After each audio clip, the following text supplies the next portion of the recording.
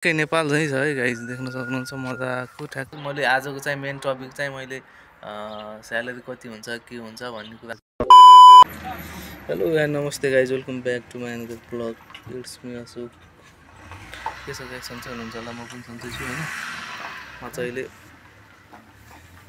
मार्केटबाट आएर एकछिन यहाँ थकाइ मारिरहेको।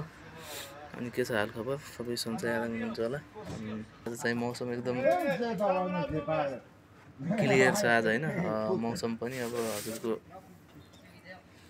के अरे आजभोलि अलि गर्मी छ होइन, गर्मी मौसम छ।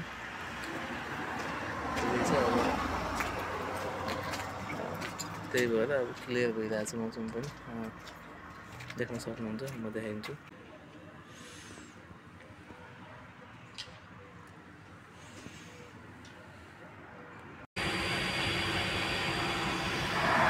टुडे मौसम इन सर्बिया ठ्याक्कै नेपाल झै छ है गाइज, देख्न सक्नुहुन्छ मजाको। ठ्याक्क नेपाल जस्तै घरहरू पनि त्यस्तै छ नि, ठ्याक्क बबालै छ भनौँ। वाउ टाइप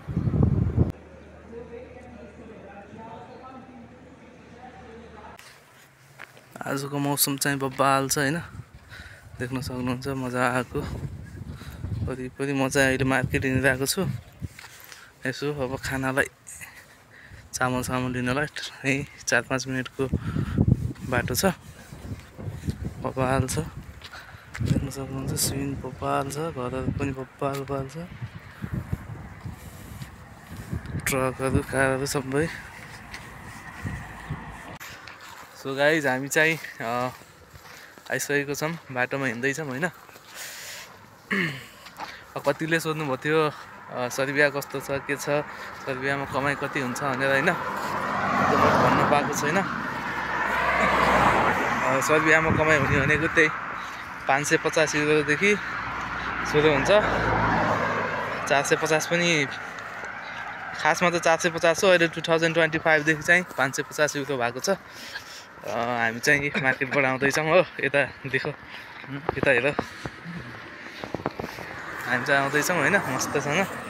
देख्न सक्नुहुन्छ मौसम भर्खरको भर्खर मजाले पानी पर्ला जस्तो भइसक्यो। अघि कति क्लियर थियो होइन। सो गाइज, म चाहिँ होइन रुममा आइसकेको छु। रुममा आएर म अलि छतमातिर आएको छु। कति साथीहरूले सोध्नु भएको थियो सर्बियामा कमाइ कति हुन्छ, सर्बियामा कति युरो चल्दैन यताउता होइन।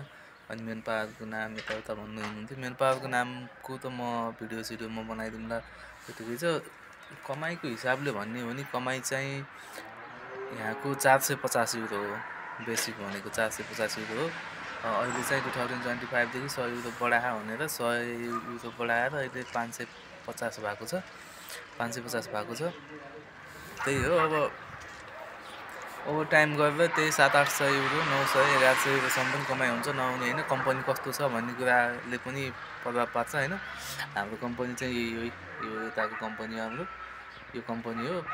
यो यस्तो कम्पनी थुप्रै छ। यो हामी बस्ने सिटीको लगभग 3-4 नम्बरमा रिचेस्ट छ यो कम्पनीको बोस चाहिँ होइन। त्यही भएर अनि कम्पनी ठिकै छ, अहिलेसम्म राम्रै छ। हामीलाई चाहिँ युरोमा दिन्छ स्यालेरी। धेरै जसोलाई चाहिँ युरोमा दिँदैन स्यालेरी, हामीलाई चाहिँ युरोमा स्यालेरी दिन्छ। त्यही हो, ठिकै छ। अब हामी इन्डियन नेपालीहरू बसेका छौँ यहाँ मिलेर ट्याक्क मजाले। म चाहिँ यहाँ आएको छु, देख्न सक्नुहुन्छ छतमा। ट्याक्क यस्तो हो हाम्रो।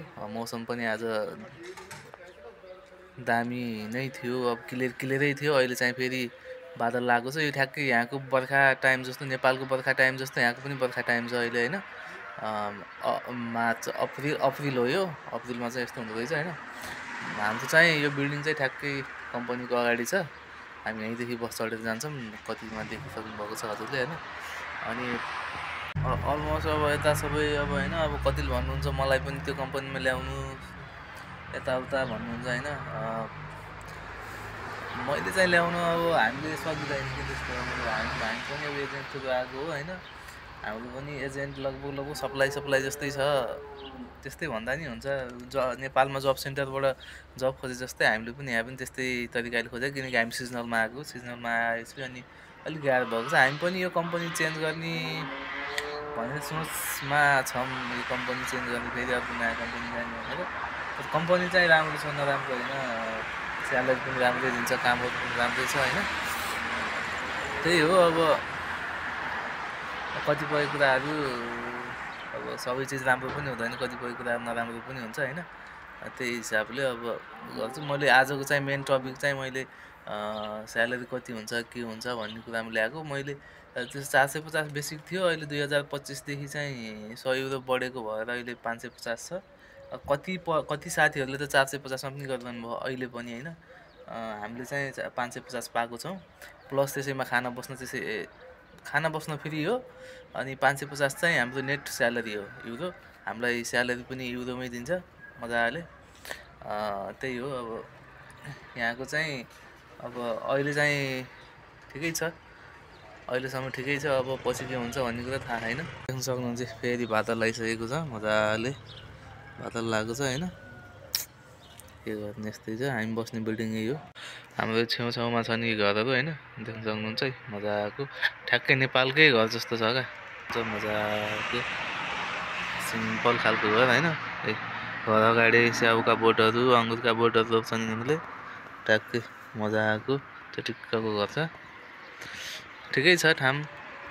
हस् त साथीहरू, अब मेरो पनि अब नाइट ड्युटी हुन्छ। अब डेमा 8 घन्टा गरेर आउने हो, डेमा 8 घन्टा गरेर आएर अनि फेरि नाइटमा जानुपर्छ 5-6 घन्टा, नाइटमा पनि गर्नुपर्छ, किनकि ओभर टाइम अब 8 घन्टाकोले मात्रै पुग्दैन। अब यसो अब आएको ऋण अझै छ, तिर्नै पऱ्यो होइन, दुःख छ। अब त्यही हो, अब बिस्तारै बिस्तारै तिर्ने हो, त्यस्तै छ। अब दुःख सुख बसिरहेको छ। र आजको भिडियो चाहिँ छोटो छ, मैले खासमा चाहिँ स्यालेरी कति हुन्छ ट्याकटुक मैले बताइदिएँ हो। अब अझै लामो लामो भिडियोहरू ल्याउने कोसिस गर्दैछु, अलि मेसो मिलेको छैन। अब छुट्टी भएको दिन ट्याक्क गरौँला भनेको, छुट्टी पनि मिल्दैन मेरो त, महिनामा 30 दिनमा 30 दिन काम हो मेरो। कहिलेकाहीँ नाइट हुन्छ, नत्र डे मात्र हुन्छ मेरो काम प्रायः जसो, त्यस्तै छ। अब मैले जानेको बुझेको सबै इन्फर्मेसन दिउँला हजुरहरूलाई। अब बिस्तारै बिस्तारै मेरो भिडियोहरू हेर्दै गर्नु, लाइक गर्नु, सब्सक्राइब गर्नु होइन। त्यो सबैले भनिरहेको हुन्छन्, सब्सक्राइब गरिदिनु होला, सपोर्ट थोरै भए पनि सपोर्ट मिल्छ भन्दै आजको भिडियो चाहिँ यहीँ अन्त्य गर्छु। हस्त, नमस्कार, जय नेपाल।